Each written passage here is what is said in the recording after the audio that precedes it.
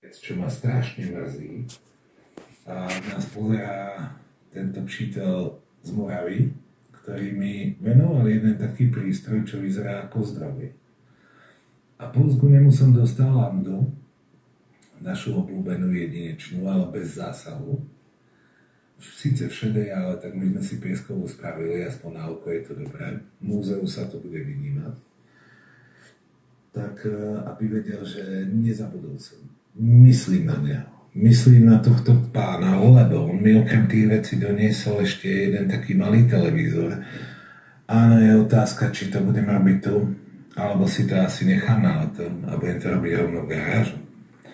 Lebo ja už proste aký som frajer, ale nemôžem s takými vecmi veľmi behať po schodoch, to by nebolo dobré. To by mohol byť jeden televízor menej a následne budem potrebovať taký ten výťah, viete, čo sadnete a vyťahne vás hore. Lenže to by sa skôr rovnalo nejakej také malej lanovke, hej, to je zase výťah. A tým pádom asi až keď bude ten čas vhodný, tuto pozerám, že toto je tak zvláštne riešené, že tu není, pozrite si, je vo vzduchu zapojený a je prepojený kontaktom až stadiaľ, to nie je od spodu. No, je to také zvláštne, je to celé. Prečo to nezletovali tu dokopy a nepripojili ten rezistor tak? Ale asi vedeli, čo robia. Bože, odpuzím, nevedia, čo činia. Ktoré, čo sa tu všetko dialo, to naozaj toto rádio už dačo prežilo, aj historicky, aj kadejak inak. Takže netreba si z toho robiť ťažkú hlavu z nejakých nezrovnalostí, to je úplne nepodstatná vec. My sme tu na to, aby sme vykryli tie nezrovnalosti a aby sme to dotiahli do úspešného konca.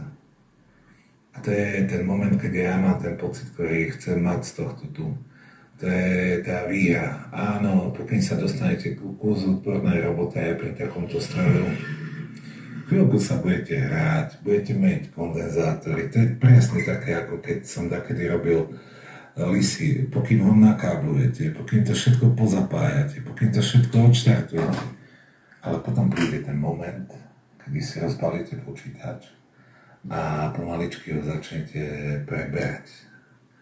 Proste to, keby ste oživovali golem. A zrazu vás v určitý moment začne počúvať tá masa, tie motory, tie pohony, tie pohyblivé časti a pod rukami vám to ožíva. A to je to niečo, prečo aj ja ľúbim aj tú svoju robotu. No a to je obdobný systém. Takisto, pokým sa dostanete k niečomu takému odbornejšiemu, už keď sa zlaďuje, to už je paráda. Pokým vôbec začnete zlaďovať, môže vám vyskúčiť milión problémov. S veľa s nimi sme vedeli nejako zápasiť, náhradov, aj transformátorov, kadečo. Proste keď bol najväčší prúser, dokonca sme menili v konci elektrónky v závislosti od trafa, ktoré bolo k dispozícii. Ale kvôli tomuto človek robí. A keď na konci započujete